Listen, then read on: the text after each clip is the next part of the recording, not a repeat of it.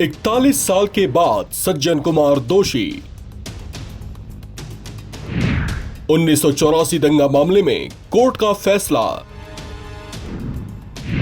Jail में बुढ़ापे के कितने साल कटेंगे?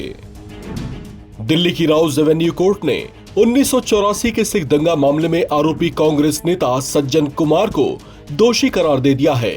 41 साल पुराने इस मामले में आए इस फैसले ने बेहद बूढ़े हो चुके सज्जन कुमार को बड़ा झटका दिया है। उन्हें जिस मामले में दोषी करार दिया गया है वो 1 नवंबर 1984 को सरस्वती विहार इलाके में पिता पुत्र की हत्या से जुड़ा हुआ है।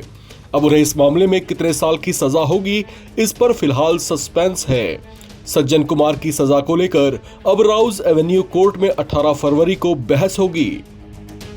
The CBI Special Court Judge Kaveri Baweja has convicted Sajjan Kumar for the murder of two Sikhs in 1984, Sikh genocide. Now this is a case involving the murder of Jaswant Singh and his son Tarandeep Singh. Now this case was closed by the police. It was reopened after this Modi government appointed SIT in 2015. This case was reopened. Now we are so grateful to the court. We are also grateful to the public prosecutor Manish Rawat and the IO Jagdish Kumar who worked very hard on this. I am also grateful to my colleague Kamra Bora and Gurbakh Singh who have also worked very hard on this. Now on 18th February the court will pronounce the sentence. Sir, it has been a long-drawn battle for you. That is true.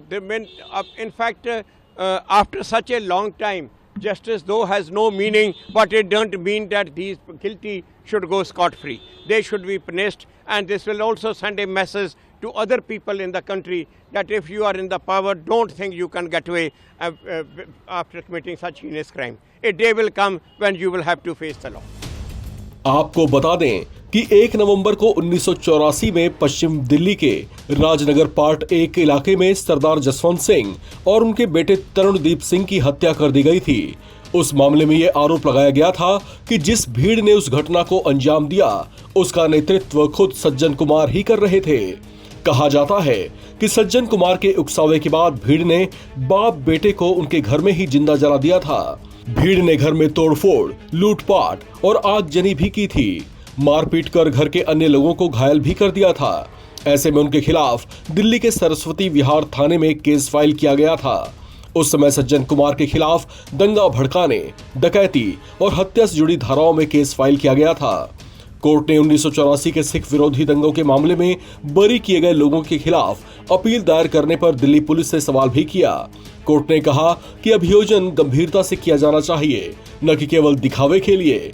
न्यायमूर्ति अभय S ओका और उज्जवल भुइयां ने Delhi police की ओर से additional solicitor general Aishwarya Bhati से कहा कि बरी किए गए लोगों के खिलाफ विशेष अनुमति याचिका की जानी चाहिए और ईमानदारी से कोशिश भी की जानी चाहिए। वैसे आपको बताते चलें कि अभी सज्जन कुमार दिल्ली कैंट में एक अन्य सिख विरोधी दंगा मामले में उम्र कैद की सजा काट रहे हैं। फैसला सुनाने के लिए सज्जन कुमार को तिहाड़ जेल से कोर्ट में पेश किया गया था। गौरतलब है कि 31 अक्टूबर 1984 को तत्कालीन प्रधानमंत्री इंदिरा गांधी की उनके 2 सिख अंगरक्षकों ने हत्या कर दी थी, जिसके बाद दंगे भड़क उठे थे। दिल्ली समेत देश के कुछ अन्य हिस्सों में भी सिखों पर हमले किए गए थे, जबकि दिल्ली में भी उस दौरान ऐसा ही उत्पात देखने को मिला था। इस खबर में फिलहाल इतना ही। बाकी अपडेट्स के लिए आप बने रहें NBT ऑनलाइन के साथ।